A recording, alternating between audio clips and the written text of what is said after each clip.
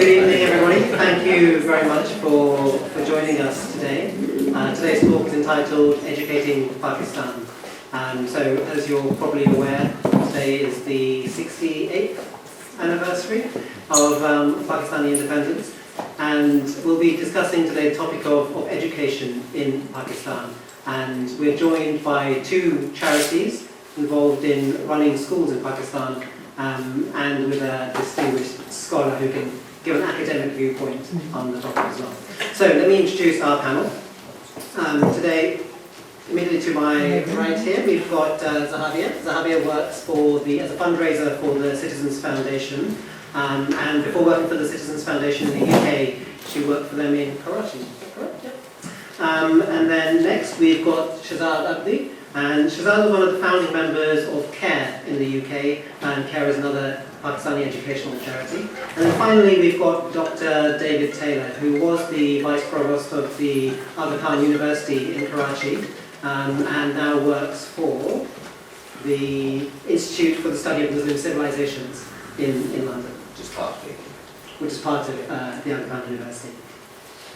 Okay, so the format today is we've got two short videos from each of the charities, and everyone is going to be speaking for about maybe 10 to 15 minutes, and then after that we're going to open up for Q&A from the floor. Afterwards, if anyone wants to pray Maghrib, they can do so in the basement downstairs, where there's plenty of room available. Okay, so to start with, I'm going to play a short video describing the Citizens Foundation.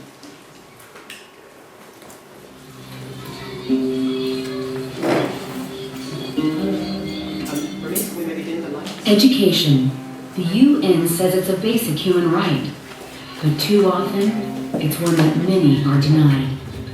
Almost 4 million children are born in Pakistan every year. Almost half of these children never see the face of a school. Children on the streets are multiplying in high numbers, going directionless into activities like drugs, beggary, terrorism. This is like a time bomb. Pakistan is sitting on a time bomb. To help defuse this threat, in 1996, some concerned Pakistanis started the Citizens Foundation, or TCF. It's achieved remarkable success. The areas we operate in are areas where the fathers and the mothers and even their elders have never seen the face of a school. Their daughters or their sons are going to the school for the first time. When they started, the founders of TCF understood that the biggest obstacle to education is the poor quality of government-run schools. Corruption is rampant. There are teachers who do not attend schools, classrooms which are in disarray, and there are 65% of the schools without toilet facilities for girls or boys. ये ऐसा कि आप ये जो पानी देख रहे हो ये बाहर का पानी है और ये हमारे यहाँ पे बाथरूम्स बने हुए हैं जिस पे बच्चों को इनके ऊपर से चढ़ के जाना पड़ता है. The dropout rate is very high. Hardly 20% of the children in the primary enrollment ever see the face of a secondary school. So TCF decided to create an alternative by opening a chain of private schools in urban slums and rural areas. They took on the obstacles that kept children out of school, such as their parents' reluctance to send them long distances. We plant our schools right in the heart of the community so that both boys and girls can walk to school with ease. And many parents would not permit their daughters to be taught by men. Citizen Foundation from the word go had decided that we would be running a co-education system. We wanted a gender balance, and to achieve that, we envisaged that we would only employ a female faculty. Akila Kasim is one of 250 TCF students who have come back as teachers. मेरा नाम अकीला कासिम है और मैं मशा colony के school MC1 में बतौर primary teacher पढ़ा रही हूँ 1 and 2. जब मैं TCF स्कूल जाना शुरू हुई तब मेरी उम्र 7 साल की थी. सबसे पहले ये कि मेरे ख़ानदान में कोई पढ़ा लिखा नहीं था। हम दोनों को मिला TCF has got a very revolutionary system. The employment of the teachers is all on merits. Every teacher is taken through a 100-hour pre-service training program. To ensure quality, TCF limits class size to 30 and closely monitors its own performance. And by limiting tuition to what families can afford, TCF taps into pent-up demand. So let me tell you here that in our schools, we find that there is almost in every school there's a waiting list of children trying to get admissions. TCF has now built 910 schools in Pakistan. It's serving more than 126,000 girls and boys. More than 6,000 children have graduated from our high schools. Almost 72% of these children are now in colleges. And today, TCF is educating adults too. 50.3. Most importantly, TCF is changing attitudes by broadening support for education. तालीम हासिल करने के बाद मेरी ज़िंदगी में बहुत बड़ी तब्दीली आई। अगर तालीम मेरे पास ना होती तो आज हो सकता था कि मैं अपने मामी की तरह जो है वो जानबूझ कर रही होती या घर बैठे ऐसे कोई ना कोई हुनर कर रही होती। पढ़ने से बच्चों में बहुत फर्क आया। अनपढ़ बच्चों को और पढ़े हुए बच्चों को देखते हैं बहुत फर्क है। मेरी अकेला पढ़ी TCF में तो फिर मैं तीनों को बिठाई। अनपढ़ बच्चों को और पढ़े हुए बच्चों को देखते हैं बहुत फर्क है। उसका अब्बू भी ऐसे बोलता है जब हम 2 रोटी कम खाएंगे भले पढ़े। If you need to change the destiny of a country, you need to fulfill the aspirations of every child. We've got a blueprint. This has worked for most of the villages and slums of Pakistan. Now the time is right. We want to share it with anybody who's sincerely interested to take on this.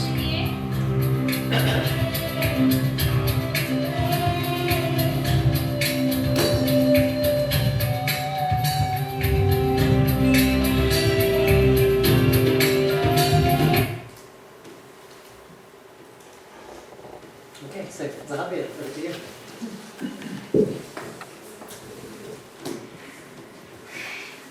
Good evening, everyone. Today, on Pakistan's 68th birthday, I would like to talk a little bit about a country and a cause very close to my heart. Pakistan is one of the countries that has a very large population compared to its size. And in this population, it has 25 million children that are out of school. That makes it the second highest country in the world with that many out-of-school children. And 2/3 of these children are girls. So many of these children born in Pakistan, half of them don't ever get to see the inside of the school. And despite this, despite all of these staggering statistics, still only 2.1% of the government expenditure is spent on education in Pakistan. However, I feel that there is so much negative light that's often cast in Pakistan, so much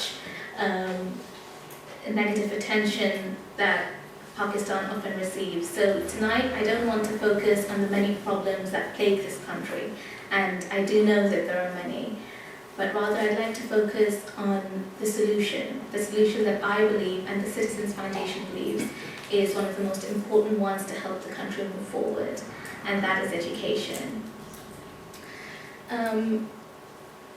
In 1995, I'm going to update some of the statistics from this video, by the way, because some of them are a little outdated and incorrect.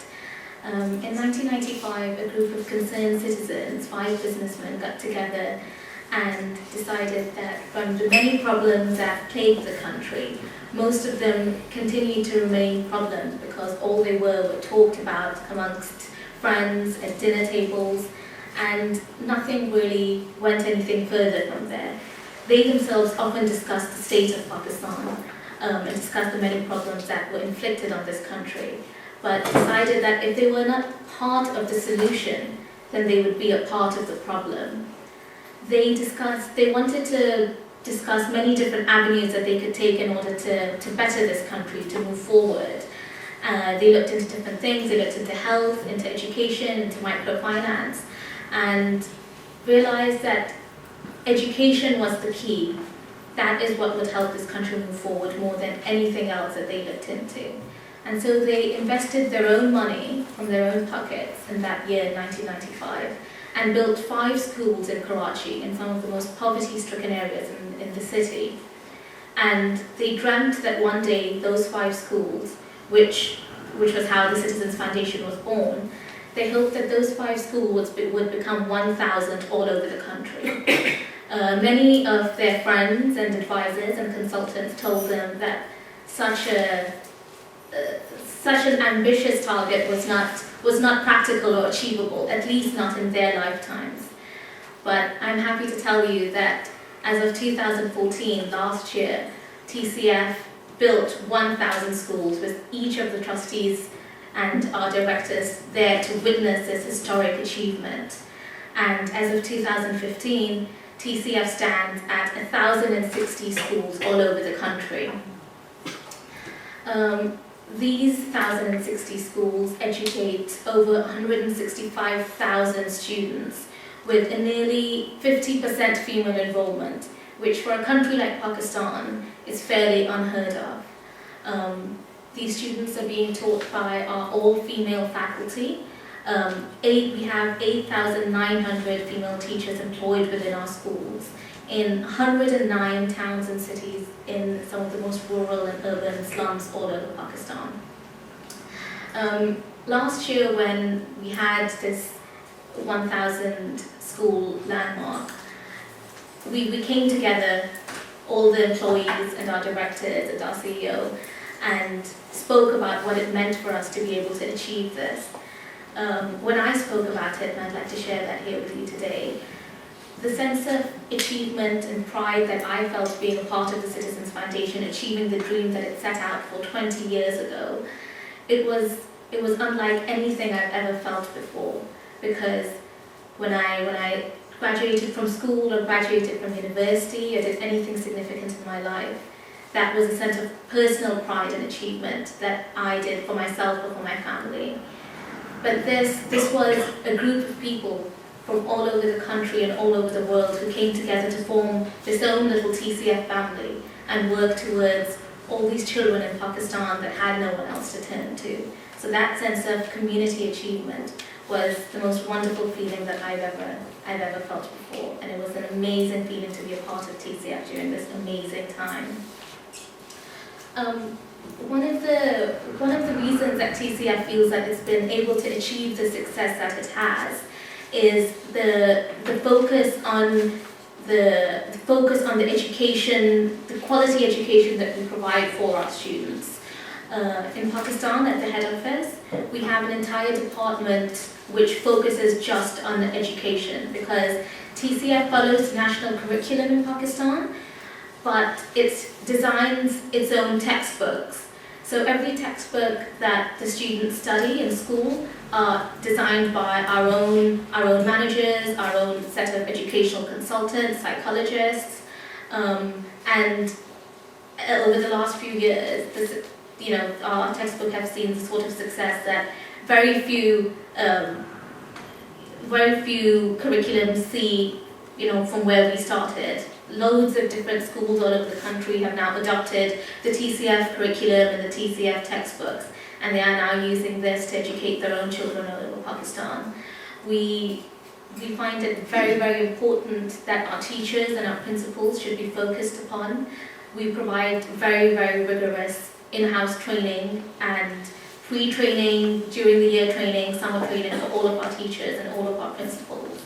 And it's very, very important that they get the sort of credit that they deserve for what they do for our students. But apart from just the education that TCF provides, we find that it's very, very important to go beyond just the education and the curriculum, which is why the Citizens Foundation does provide our students with other programs. At primary level, the Citizens Foundation provides its students with summer camps every summer, where they focus on English speaking and confidence and team building. Once they get older, we have mandatory mentoring sessions and career counselling sessions for each of our students, where we have trained career counsellors and mentors come in, and over weeks and weeks they train them and talk to them so that our students know where they want to go and how they want to get there. The result of this education, this focus on the quality of education that we provide and the programs that we roll out to our students has been absolutely amazing. Our students have gone on to do brilliant things, and we could not be more proud of them. Each student that passes out from us receives guidance and help all the way up to university and job level, which we try and assist them with and provide them with. And some have done exceptionally well. I'd like to share one story with you of one of our students called Anam Fatma, who was one of our first batches to graduate. She had always been an exceptional student, and we had very high hopes from her. But what she ended up doing was exceeding all the expectations that we could possibly have held. After TCF, she went to a very good private university supported by TCF, and we put her name forward for an American scholarship for a semester, a whole summer program at various universities in the US. Not only did she pass the criteria, and these were people from all over the world who entered this competition, she managed to gain admission into Harvard Business School, where she spent her summer, and whereas we thought she might struggle slightly, she thrived there. She was top of her class. She came back brimming with confidence and stories. She is now employed at one of the top textile firms in HR in Pakistan, and we could not be more proud of her. We have so many students of ours who make us proud every day. We have one of our recent students who used to come from one of the poorest slums in Pakistan and is now a policy maker with the government, which had been her dream since she was a young girl but never thought she could achieve it. And we hope that students such as Anam and Uzma and so many of ours are inspiration to the rest of our students, and we hope that all of them go on to achieve amazing things just like they have.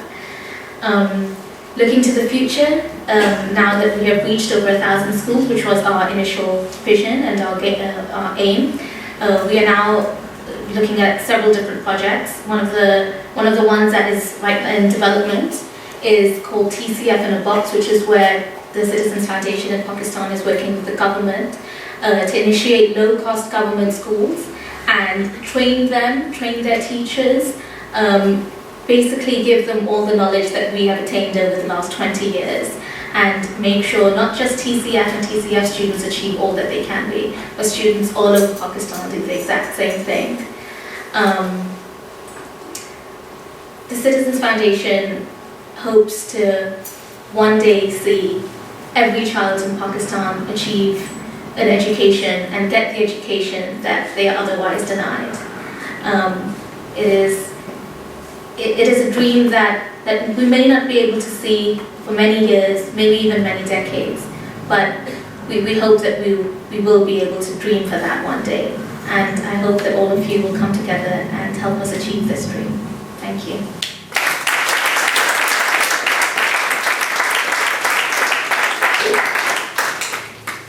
Thank you, Zahavia.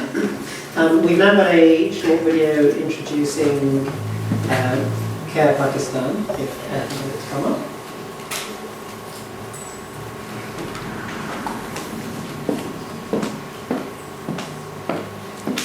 A pound. What can it get you? 3 eggs, 642 trillion Zimbabwean dollars, a third of a coffee. A month's education for a child in Pakistan. This is Yasmin. She works full-time, begging on the streets. She's 7 years old, and like many other children in Pakistan, her family couldn't afford her education, so she's forced to do things that nobody should have to do. But for the cost of just 4 coffees or 36 eggs, Care Pakistan can educate Yasmin for an entire year. We've helped over 163,000 children into 234 schools across Pakistan, but that's just the start. We believe by educating 1 million children before 2018, the future of this country will be changed forever.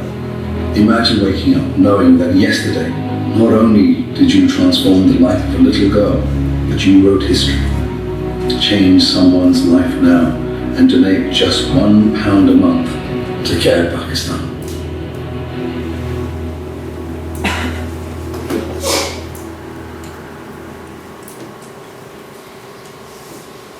Okay.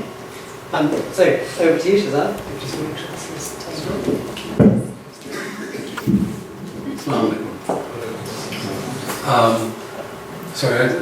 It's a great story about TCF, and I've been a supporter of TCF when it was started, and I know the people who helped start it over here as well, very well, and they're doing a great job. And Care is as well, and then there are many others, charities and NGOs which are doing an amazing task. That is, as my colleague just said, is something that's been unfulfilled by the government, despite the fact that we have, I'm sure in Pakistan, you know, as we're saying, we're celebrating its. Sorry, I'm trying to remember my own age sometimes. You know, and yet the education is a disaster. The statistic that keeps coming back to me is that there are 25 million children in Pakistan that are not accessing any education. I mean, it's a large country, I understand that, and therefore the percentages can be big, but that's a huge number of people who should be entitled to get an education, children who should be entitled to get an education, parents who should be entitled to get the support that they need in order to be able to fulfill the capabilities of their children. And they are, from what I've seen in TCF schools and Care schools and Dil schools, they are amazing, amazing people who, if given the chance to be able to do so, will be able to do a phenomenal job. So a little bit about Care itself. It was started in 1988. There were floods. I think it started in 1988. Maybe my colleague can correct me, but it's in 1988. There were floods around Lahore, and Seema Aziz and some friends felt that they wanted to go to try and help fix the problem over there. So they thought they would collect some money together and go and build some houses, because people were living in water, and the highest point was the place around the rail track. So she went over there to a place called Sheikhpura, and outside Lahore, and she went there to go and build 10 houses, and then she saw that the problem was far larger. And while she was there trying to help build those houses, she found these, she calls them mud balls, and really they were just caked in mud, but they were playing around it. And she said to the parents, why aren't they going off to school? And they said, well, maybe there is no school over here. The master comes once every month, he collects his pay packet and he goes away. She was taken over to where the building was, and there were, what they call like a sack of flour, yeah, sorry. There were sacks of flour on the floor for chairs, and the toilets were all broken and everything else. So she decided then to try and fix that school, and that became the first Care school. And that was done in 1988, and since then, and I have to get my figures right because they keep changing on me and I keep saying the wrong numbers, so my apologies. Care today has 386 schools. The important thing to remember is what she did then was she took a government school which wasn't functioning and then put the money into fixing it up and employing teachers in order to be able to go there, and that's the model that Care has built from now on. So those 386, I think, apart from some which have been where people have donated money for a specific school to have it built, Care itself doesn't own the schools. It takes over non-performing government schools. We're now educating 180,000 children, and again, it's a lot of children. When you go over there, you'll see it's a lot of children. Sheikhpura, my understanding, or at least the discussion that I had when I went over there, was that it runs 3 streams now. So they have a morning stream which runs from 7 a.m. through till 2, and then they have an afternoon stream that runs from 2 or 3 o'clock until the afternoon. And then they have an evening school for for older women to be able to come along and get more education. So each building is being used several times over. But that's 180,000 children, there's 2,800 teachers, and has 80,000 graduates.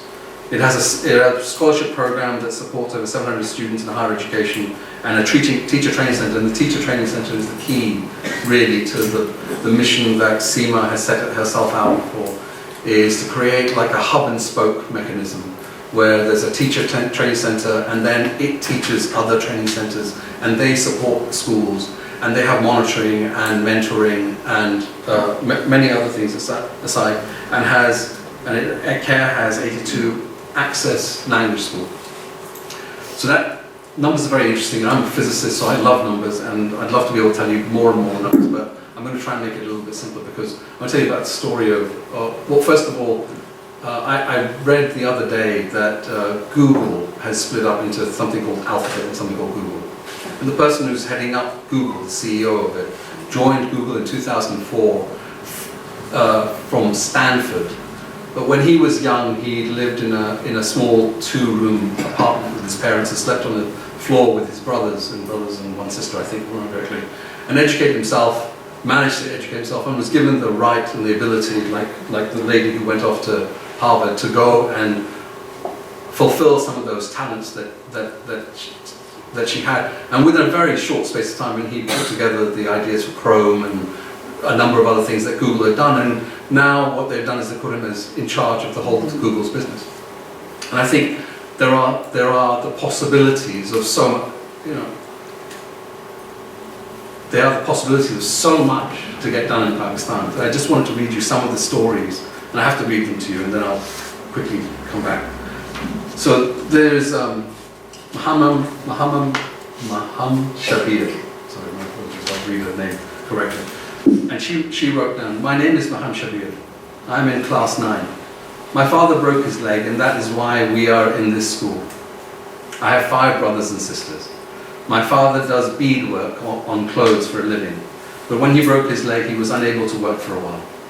Without this school, we would have been unable to study and would have been sitting at home. It is important for us because it is only through this school that we were able to study. I am fond of learning, and that is why I'm in this school." She says, "My mother does not work because she has slipped discs and therefore has pain in her back. She does not stay well. Despite his broken leg, my father continues to go to work. My uncle has to drop him off and then bring him back also." She says, it says here that Maham starts crying when I ask her why. She's unable to respond. Eventually, she concedes that because her mother is unwell, and she stays worried about this. And then we have another hero over here, Dr. Muhammad Azam. See his picture over there wearing a fine, it's in black and white, but it's actually green, his outfit. Azam completed matriculation from Care Eye School in Iqbal Town, district Shekhapura. He went on to pursue his MBBS from King Edward Medical College, Lahore, on his care scholarship. And he later joined the Mayo Hospital as a doctor and rose to the position of registrar. Dr. Azam is currently in the final years of his FCPS, a 5-year training program run by the Punjab Institute of Cardiology. After completing the program, he hopes to work as a PIC, Institute of Cardiology, as a cardiologist. All 3 of Azam's brothers and sisters studied at Care Eye. His elder brother now works in a marketing company in Multan. His father used to do small jobs from time to time. Looking back, Azam terms it as nothing short of a miracle that he has arrived where he is today. But it's not a miracle, isn't it? It's a right.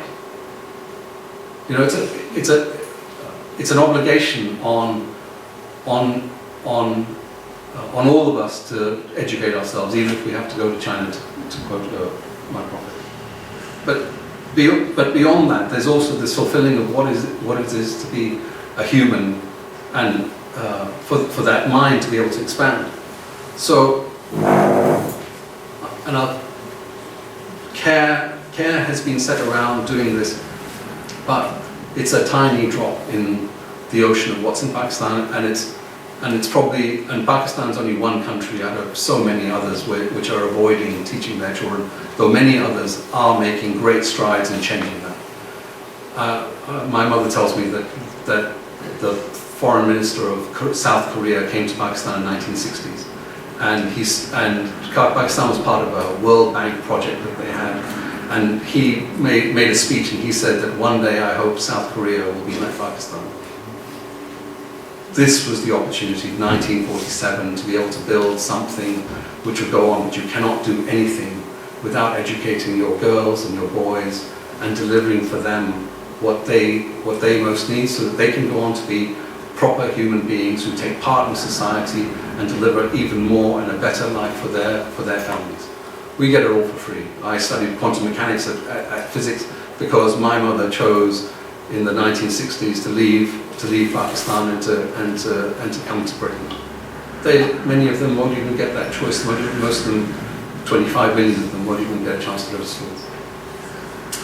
I'm happy to answer whatever questions I just thought helped. Great, thank you very much.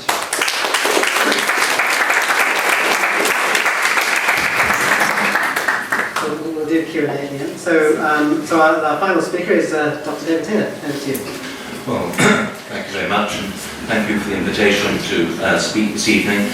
And of course, education is a particularly appropriate topic to take up on Pakistan Independence Day on 14th of August. And I lived in Karachi for 6 years, and I have to say that I came across the work of TCF, and I came across the work of the Care Foundation, and I have to say they do wonderful work. And it's getting to scale. We heard about 1,000 schools. So it's no longer just a drop in the ocean, but it's still only a little trickle given the 25 million children who are not in school. And I'd like to start just by saying something about something called the Human Development Index. Some of you may have come across the HDI. It's meant to complement the idea of gross national income, per capita income, because it focuses on the quality of life, but it also focuses on the preconditions for further economic advance. And ironically, you might think, given the current state of things in Pakistan, the Human Development Index was developed very largely by a Pakistani, Mahbub ul-Haq. And education and health are two of the most important elements in that. And I'm sorry to say that compared to at least other countries in Asia, Pakistan's performance over the 4 or 5 years has really not been particularly outstanding. In fact, one might say pretty awful. And although the picture is varied, whether it's the number of girl children in school, the number of children not in school at all, the quality of the education that's delivered, sadly, in all these areas, there's much to be done. So what I want to do in the 10 minutes or so that I've got, I really want to start off by saying a little bit about education generally. You were told I was going to give you the academic perspective. Well, I'm not going to give you a long, detailed lecture, but I would like to give just a couple of background thoughts that you might keep in mind. And then reflect just a little bit about some of the things that could be done, practical things that could be done to change the situation. Some of the things which are being pioneered by TCF and by the Care Foundation, also by AKDN and by other similar organizations that build on that huge tradition of philanthropy and private initiative that is there in Islam, but has somehow been neglected or not brought fully to the fore since 1947. So, first of all, what is education for? It's just worth thinking about that. In particular, what is higher education for? And I can give you 2 good reasons what higher education is for, and then maybe I'll be a bit flippant and suggest 2 or 3 rather less good reasons, maybe rather bad reasons, what education has been developed for. The good reasons are, first of all, that if any country, any economy in the contemporary world is to make progress for the welfare of its citizens, it needs a trained, qualified, skilled workforce capable of operating independently, capable of generating new ideas in the knowledge economy that is actually dominating the world, even in parts of Asia and Africa that we've traditionally thought of as being outside it. So, in order to make the sort of progress that South Korea has made, education has been critical. You can't actually imagine the South Korean experience without the emphasis that was put on education, the 100% literacy that South Korea now has. In 1953 or 4, at the end of the Korean War, the per capita income in South Korea was actually less than it was in Pakistan at that time, and thus the quotation that you gave us. So it's there for economic reasons. Technological change, you have to be able to cope and deal with change. We're all of us in our lives going to have to adapt and change. But education is also about leading a good life. It's about developing a critical attitude towards the world around us, not simply allowing ourselves to be dictated to by the circumstances that we're born in, but able to work with other people to take initiatives to change that, whether through politics or through civil society, although actually those two are closely linked, they're not separate as some people seem to think. So higher education in particular, but at all levels of the education system, is about inculcating that critical attitude towards our own society, towards ourselves, being able to reflect critically about ourselves, what we're doing, what our potentialities are, how we can fulfill those, how we can work together cooperatively with our family, with our school, with our friends, the people we work with, and with all the citizens in our own country and internationally. What are the less good reasons for having an education system? And some of this, I hope, will immediately spark a reflection, not just on Pakistan, but maybe particularly on Pakistan. Education can be simply a means of credentialing people or acting as a gatekeeper. If you've got 100 people for a particular job, you might just say, well, I'll choose the one who's got the best grades at school. And that's an easy, simple way, but you may not get the best person. You may not get the best person who, for whatever reason, has not been to the best schools, but who might have the potential. So education, if it's simply a way of winnowing out through competitive exams, may not achieve its objectives.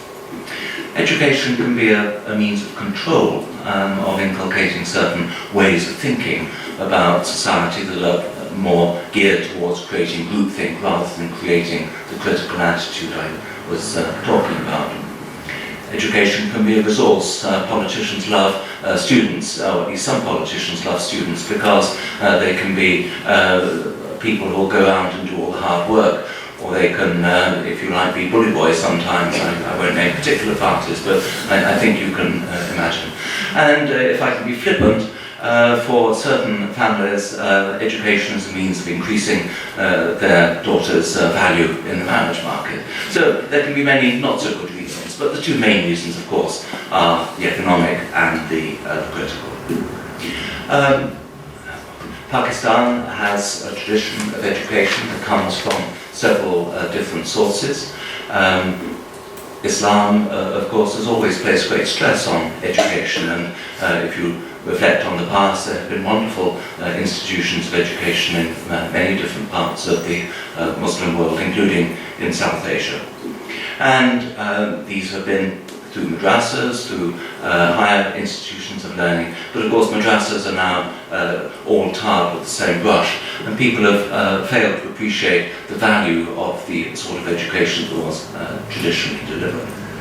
And that has been overtaken by education that came ultimately from the colonial period, the schools and colleges and universities that were set up before 1947, which no doubt, as Macaulay wanted, were designed to produce subordinate servants, civil servants for the large, to keep the institutions of the colonial state and society running. But they also produced counter-movements. If we think of the Pakistan movement, it had much of its origins in the Aligarh movement, the Aligarh Muslim University.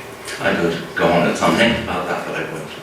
But then thirdly, after independence, the emphasis that was being placed worldwide on economic development led to a new strand of development. Most of the universities in Pakistan today, there are 137 at the last count, most of the universities in Pakistan today have been founded since 1947.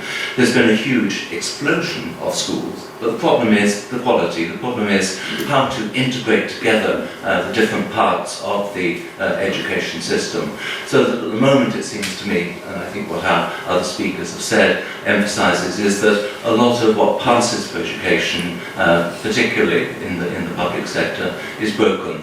There's not the commitment, there's not the resources put into it, there's not the imagination perhaps that's put into it, so that Pakistan has failed to benefit from the investment that it's made, that other people also have made in education. And what has happened, and I'm sure some people in this room will themselves know exactly what I'm talking about, what has happened in Pakistan, and it happens in other countries too, including in this country, that you get two separate systems that hardly touch each other. One is a system that's primarily based on the government schools and the government colleges. Somebody comes from the sort of school that we're describing, where there's a teacher who maybe comes once a week or once a month, and a few boys and girls get through that. They eventually finish up in a degree college in a small town, but at the end of the day, that degree that they get, the bachelor's degree or a master's degree, perhaps qualifies them for a job as a school teacher in a public school, in a government school. So that they simply go back into the circuit, and they turn up once a week or once a month in order to get their rather pathetic salary, and the real value added from that is not very great. But if you compare that to the other circuit, serving an urban elite, with private schools right from the age of 3 or 4, leading on to high status, very good public, or private schools I should say, and then leading on in turn to universities, either in Pakistan, private sector universities mostly, LUMS or AKU or IBA, or I could mention others, or even universities abroad. And the graduates from those programs, the circuit tends to take them outside the country altogether, rather than being able to feed back in a virtuous circle into Pakistan. As I say, we get the same circuits in this country and elsewhere, but perhaps the phenomenon is particularly pronounced in Pakistan. So the problem, the question is, how do you bring these circuits together? For example, there are different school exams that are taken. If you go to a government school, you will almost certainly take a government matriculation or higher secondary exam. But if you go to the private sector, in most cases you'll take A-levels, which are generally regarded as higher status. Or in a few cases you may take the International Baccalaureate. A few schools in Pakistan, in Karachi and Lahore, are beginning to introduce that system, which is even higher status in the international sphere. So I probably already have No, 10 please minutes. So what sorts of initiatives might we want that we'd be looking for? More government investment. We were told at the beginning that Pakistan invests only just over 2% of its gross domestic product in education, and that is lower than any comparable country in South Asia.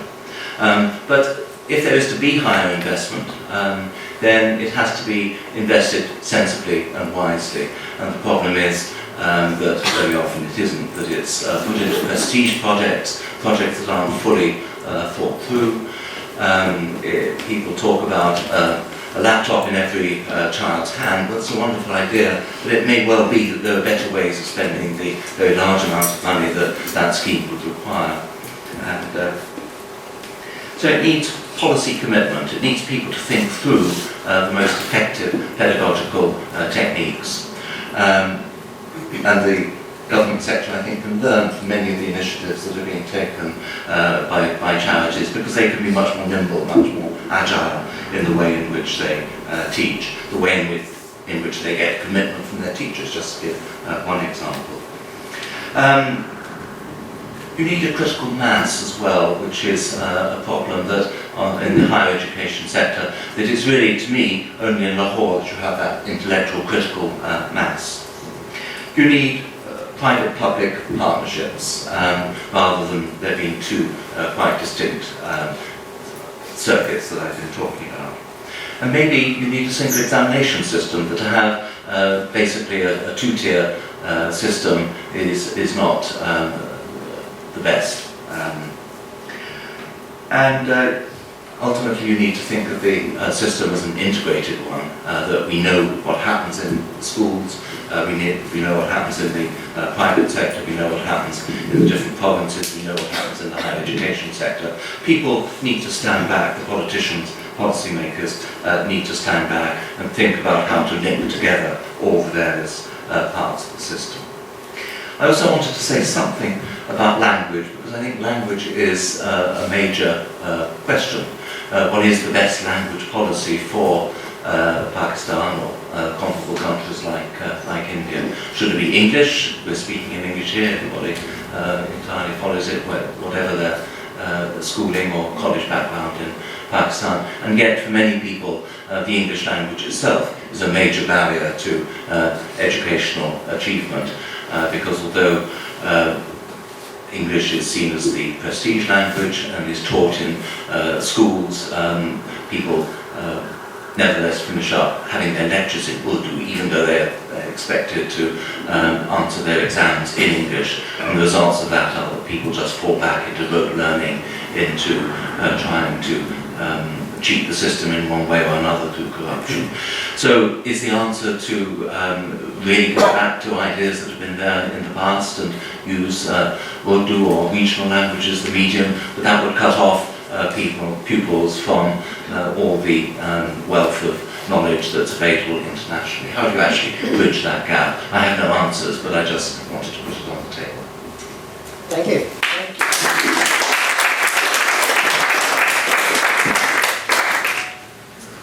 Okay, we're now going to open up to the floor for questions. If you have a question, please raise your hand. Yes, the lady at the back. Could you just speak up a little, perhaps? I think we have touched on something very important about citizen welfare and education. Can you give him the mic, please? Education. I think this mic won't go that far back. Education actually did occur before the Industrial Revolution, and as you know, many of our Greek and Arabic masters were amazing at setting the foundation of a lot of our knowledge things. So, what I feel is the problem is the population, and it's a global issue. I looked at this with my students. In 1980, all this was predicted. United Nations had a conference, and they said, we have got this population explosion to come. And so each and every one of you needs to prepare your infrastructures. You need to prepare housing, sanitation, water, schools, hospitals to cope with this population explosion. All the leaders signed, yeah, I'll do it. 2003 Slums and Resettlement Report shows that no world leader did. And in fact, we have slums here, we have slums in Hollywood, and even in the large landmass of America. We are now, at this moment of time, seeing a chronic shortage of houses per capita. So how do we now make up for the lost 3 decades? How do we do this? And education is linked to Maslow's hierarchy of needs, isn't it? If you are struggling to survive that day, you can't think about the future because you're making sure that you survive till tomorrow, let alone several years ahead. So we need to look at the poverty as well. Thank you. So I take it wasn't a question then.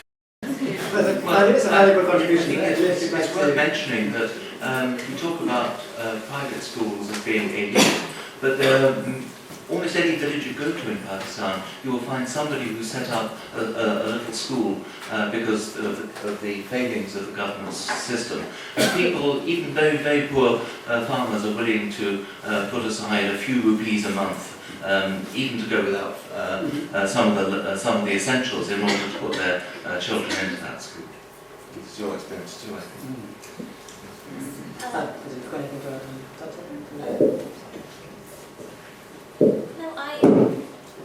I agree with the fact that there are many different problems that plague the country, and education is just one avenue, and maybe not the solution for everything that the country is facing. But education is a long-term solution. It has a long gestation period. It's not going to solve any or all of these problems overnight, but hopefully it will solve some of them over time. Yeah, if I may, I think you have a valid point, but I was just reading an article in the FT yesterday or something like that about Saudi Arabia, and the low price of oil at the moment is problematic for them, and they are pushing out as much oil as they can in order to be able to maintain the high wealth of their royal family. Sorry, that's what I was looking for. And the prediction is that they won't be able to compete against the competitive fracking that's taking place in the US, where the US is now becoming the largest exporter of oil. So it's destroying the Saudi economy. And they're having to fund it from funds that used to belong to the king, and I'm sure the chap who gave away 32 billion for some overtime will give away that much. It's not. I understand that it's important to provide the infrastructure, but it's clear that just providing the infrastructure or being able to keep out the immigrants, as we're trying to do over here, or in the rest of Europe, is not going to be a solution to the ongoing problems that society have. But you have to. But I keep going back to the thing. I think you have to start with education, and if you are able to provide the education to your families and your children, and in particular to in my opinion, at least the women. If you can provide them with the education, you provide the education for a family, and you provide the education for the next generation in a far better way. And I still think that Pakistan's education problems are one of the highest priority, certainly a higher priority than defending itself against a much larger nation, which could just demolish it in minutes. Yes, the lady in front. Yes, it's very, very frightening to think that 25 million children will be let loose and they will grow up uneducated in Pakistan. It was, this is a question that I asked at another session like this, which was held 2 years ago. And I said, why is it that we are depending on small charities and NGOs to provide education? Why is it that we are getting together and talking on that? Why is it that we are not going to the government and saying, can you please raise what you're putting into education, because it's not enough.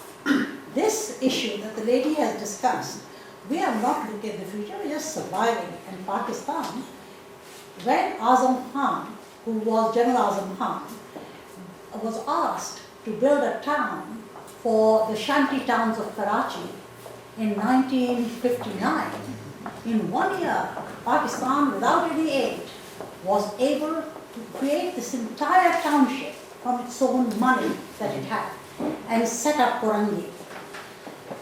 When we had the Kashmir your earthquake, we were begging the world to give us money, and 2 years later we still didn't have the thing solved.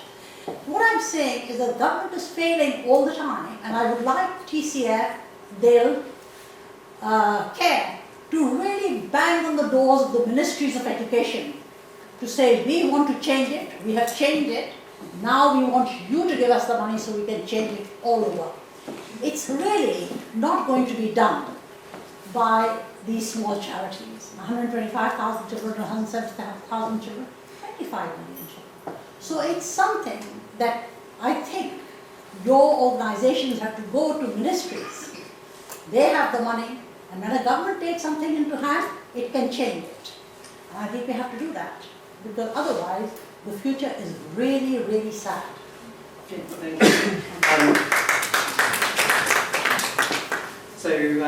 With maybe TCF and care to comment on what are your thoughts regarding why is it that these organisations are needed? Why is the government not being able to fulfil the educational needs? They don't believe in it. They don't believe in education. If they educate people, then there won't be these thieves sitting there and guarding us. That's true. They are all thieves there. Well, yes, I do agree that there is an overarching problem. It goes back to partition when India and Pakistan were divided. The feudal system collapsed in India, whereas it flourished in Pakistan. And so the people, for many of the people at the highest level of power in Pakistan, are there because they have, decades and decades of wealth and money and lands. But they're not really that well educated. They've gotten there because they have been born into political families, and they don't. They don't have the sort of planning, and they don't have what's needed to really bring about a change, especially not at this stage.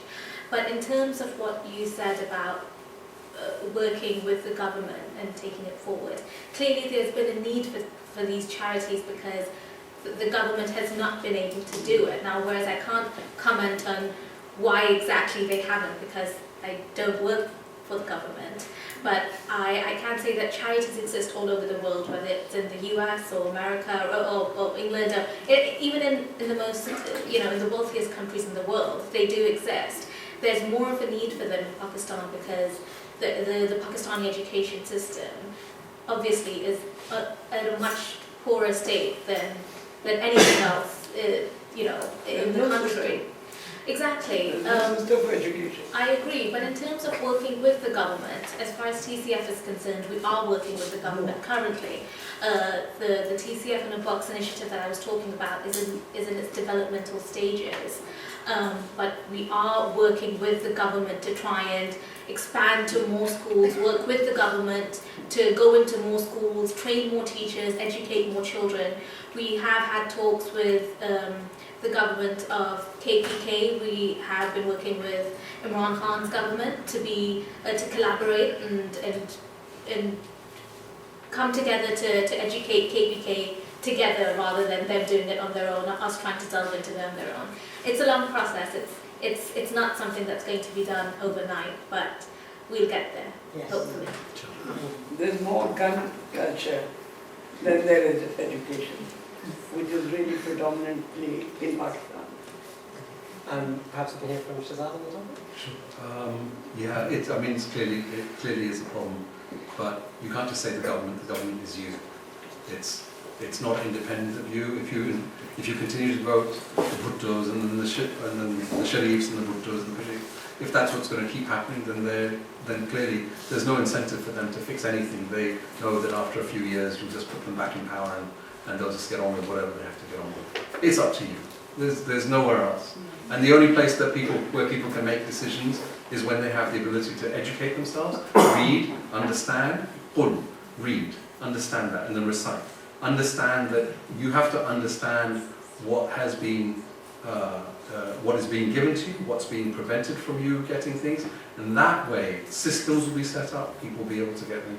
It's a long process, I understand, and it's not going to be solved tomorrow. And it's not going to be, I think, because you're going to change the government. It's up to people, and really, the video started and we didn't have the beginning of the video showing, but it really started off with this thing of a pound. What does it mean? And I forgot to add this in because it's really important, because this is how care works. Care's costs. If you divide the cost that care use every year to run and divide it by the number of children educated, it's a pound. If that's the standard of it, if that's the capability, if the capability exists for us, for TCF, for DIL, for many of the other NGOs to work on that sort of level, then really it's not a thing of expense. I mean, I think I have a pound here, several pounds. That's a month's education for one child. So it's really down to us. I'm not really a buyer into this thing of it's down to the government. The mess that's in Pakistan is partially down to the Pakistanis. for that. Dr. Taylor, do you have anything you want to add on that topic? There's a lot to be said about public-private partnerships, which is one of the things I was talking about. You know, if NGOs allow themselves simply to fill gaps that the government isn't willing to fill, that's a short-term fix, but it won't work in the long term. But it's the ability to provide good examples, as well as providing political pressure through parties, through campaigns. And there are some promising signs in some areas. It's not a completely gloomy picture, however much the overall picture looks like that. But I remember very well when I first started working in Karachi, we were working on something called the Tawana project, which maybe nobody's heard of, which was an extraordinarily successful pilot project to do midday meals for girls in primary schools in really quite remote areas. And the government said, this is wonderful, we'll upscale it and you can deliver it for us. It was a disaster. And the reason it was a disaster was there was just too much local interference, too much squabbling between different ministries, and in the end we felt that there was also some corruption behind the scenes. So the whole thing just fizzled out after 18 months. Something that at the TESIL level in Sindh had worked wonderfully, but as soon as the government got involved, sadly, it didn't work. Yes, the lady here. Excuse me, may I suggest that you take a few questions together so that it's not just one question and then all these people speaking. So I suspect if we took a few questions, we might end up waiting for a long time just taking questions.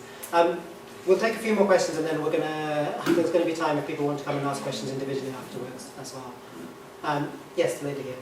I've got two questions. The first one is, could you share any obstacles that the charities have faced in promoting their work? And secondly, do you think there's any benefit of the organisations working together to have a stronger presence in education in Pakistan? Okay. Thank you. Do you want to take on this? In terms of obstacles, there have been many over the years. I've been working with the Citizens Foundation for over 3 years, one in the UK and 2 of them in Pakistan.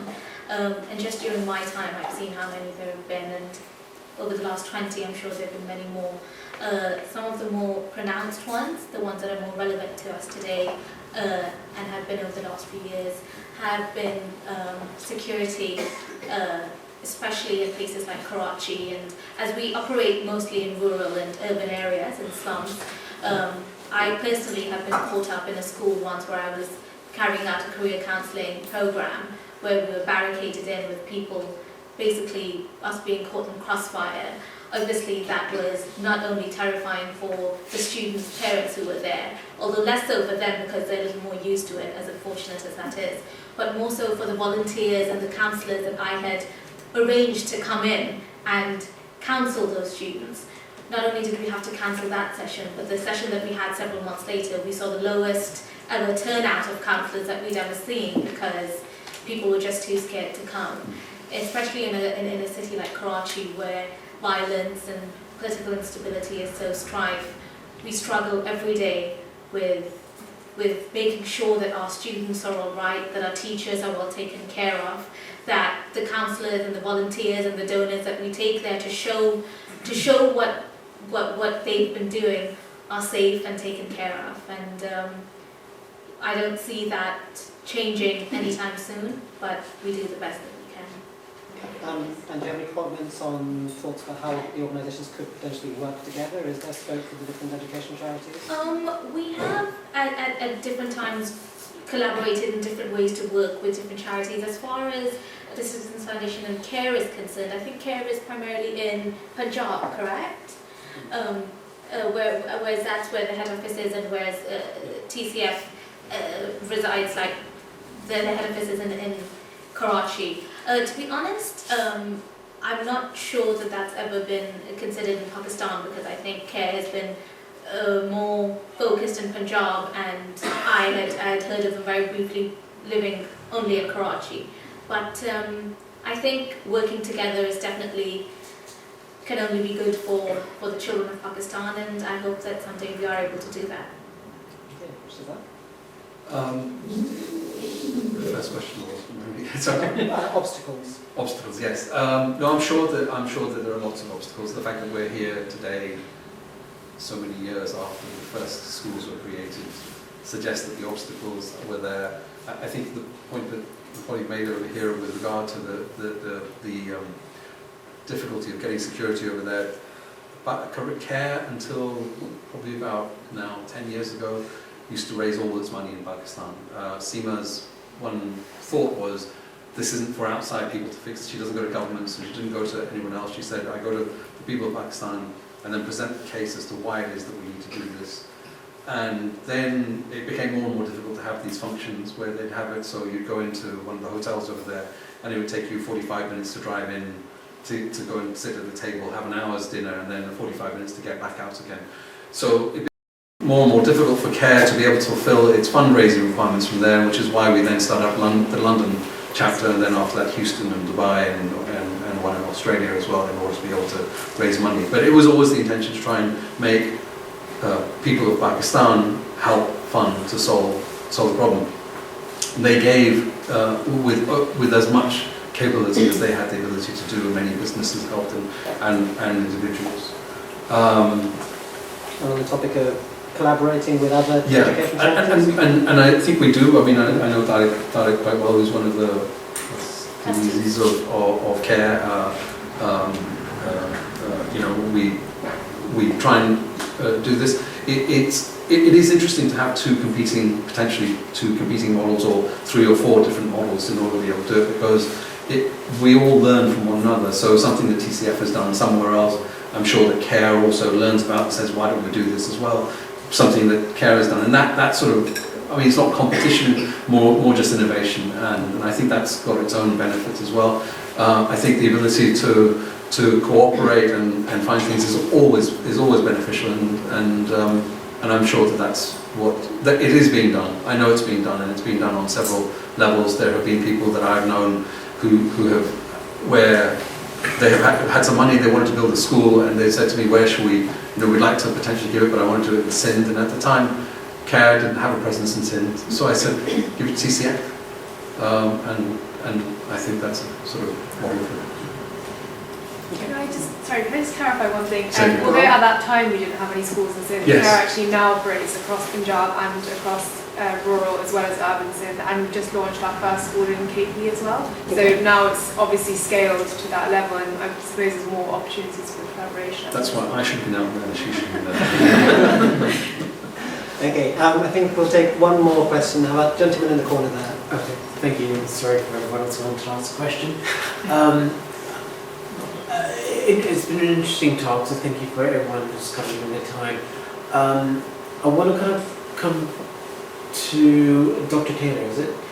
One of the points that we kind of raised about how the education system that we so dearly try to follow in Pakistan was sort of developed in the old kind of colonial days, which is designed for workers and things like that. And if anyone sort of heard any kind of TED Talks by Ken Robinson, kind of talks about how the education system that has been flown for the past century is no longer fit for this century, where there needs to be a much stronger emphasis on creativity and lateral thinking, and ability to kind of solve, problems in a more creative, imaginative way. So I'm just wondering, I mean, with a huge amount of respect to what the work that you both charities are doing, and there's a strong need for that basic literacy, to read, to write, do basic arithmetic.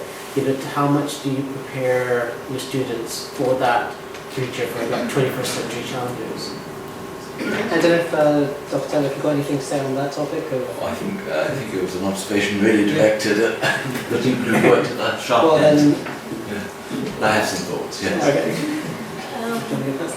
On that topic of creativity above and beyond literacy. Yes, I agree that there's many things that you need to do rather than just educate our children and make literate their parents and them themselves. Education is not the only thing that will get you to be a well-rounded citizen. In terms of TCF, that's something that we understand, and we very much try to we try to inculcate several other things as part of our schooling to make sure that we're not just educating them, we're delivering knowledge through various different ways. We have mentoring programs that all of our students must go through. This is the mentoring program called Rehbar, which is an Urdu word for meaning someone who guides the way. It is one that took years to come about. It was modelled on a South African model called SIBA and on the American Big Sisters and Big Brothers program. It took several psychologists, educationalists, doctors, several different people to come together and model it to make sure that our children receive the sort of mentoring and the sort of guidance that even students in private schools don't receive. I spent several of my years in Pakistan and I never received that sort of mentoring, and I've been a part of that program, so I know what goes into it. It goes on for 2 months, and I've seen the change that students have, that's been brought about by this program. I remember there was this one girl who at the beginning of this program said to me when I asked her, what do you want to do when you grow up? And she said, nothing. I don't really have anything I want to do or be. And by the end of this program, I asked her again, and she said, I quite enjoy tailoring. It's what I've been doing with my mother, and I think I'd quite like to be a seamstress or a tailor. And for me, that made all the difference. That 7-week program that her 10 years of education had not yet done, but that program changed her life. So there are several other things that you need to be doing. I completely agree with that, and we hope to be able to do that and a lot more. Thank you. Shada, do you have any comments on that? Yeah, and I think there's a lot of innovation taking place at the moment in education. And you look at, for example, Salman Khan's the Khan Academy, and I mean, Bill Gates is a big fan of it. And I remember seeing it when it was first one sets of YouTube videos, and how he used that to teach his nephews or his sister's children in America across an online platform, and how innovative his way of thinking with regard to it was. Then you've got things like the massive online courses, MOOCs, I think, if I remember correctly. There's a lot of changes taking place in that. But in a sense, if we're going to do that within Pakistan, we can go to people like Google or Microsoft and say to them, let's put a computer in every child's hand or a laptop or whatever it is. But some of that innovation has to come from within, in a sense. And it becomes, you know, that innovation is as a necessity as mother. So, for example, I went once to it was a girls' school, and they had an access course running there, which is Access English, to try and encourage people to start using English more frequently. And the teacher over there, when I went in there, she had all young ladies, and she had drawn 3 circles on the ground, and then she took some paper clips and she threw them on the floor, and she said, okay, now the other one will be blindfolded, and the others have to guide her to go and pick up the yellow paper clip without stepping on a line or without stepping on a paper clip, etc. And you could hear them then, you know, really struggling. Okay, turn left, go forward, go back, don't go right. And they were using that way to speed up their understanding and recognition of that language. So that's something I think also is going to. I think my aunt here sounds like plants in the audience. My aunt here raised the question about the gentleman who'd done the Orangi pilot project, and really it was a great thing. He got them to construct an entire sewage system from their own materials without having to go to outside sources. And what then happened was that they kept on looking after it. The Al Khan Law Support Program in Gilgit and Hunza, they formed village organizations and they found that the women benefited from that, in that they began to control how things happen, were organized about it. So I think these are innovations which I think, again, the world's in a different situation than it was before, but I think will be of benefit to other people, but probably in other places as well. If it can come out of Pakistan, that would be one of the great things that I think, again, the small charities and NGOs in Pakistan can do. Thanks for that. I don't know if you have any other closing comments, Dr. You were really getting to the heart of the question there. it seems to me you need two things which seem easy but are actually extremely difficult for any of us as individuals to do. One is to be able to imagine a future, and the other is to trust people. And if I'm an individual with responsibility for my family, I may be living on the edge of the very first question raised at that point, why do you invest in education if you're simply surviving from day to day? What are the conditions under which trust is possible, and then under which people will be rewarded for making imaginative leaps rather than penalised? And that ultimately comes back to politics. It comes back to stability, continuity, which sadly has been lacking in Pakistan for all sorts of reasons. Just to give one example, at AKU we have set up a school examination board designed to test not just people's ability to remember rote learning, but people's ability to imagine. And some children loved it, but their parents said, no, we want the devil we know, because if we take the SIMS exam board, we know that we'll be able to get our children into whichever the university is. But it's the risk, it's the imagination, these are the two things that are so difficult to achieve. And you need maybe a different politics to enable that. If I may, I just remember seeing this picture of, if you want to see innovation, of Indian parents climbing up through the windows of their schools, handing over notes to their children. That's a sort. You can get past exams that way. Okay, so in the interest of time, we're going to stop the questions there. However, if our panelists are able to stick around for a little bit afterwards, if you have questions you'd like to ask individually, please do come up after the talk is over. So can I have a round of applause, please?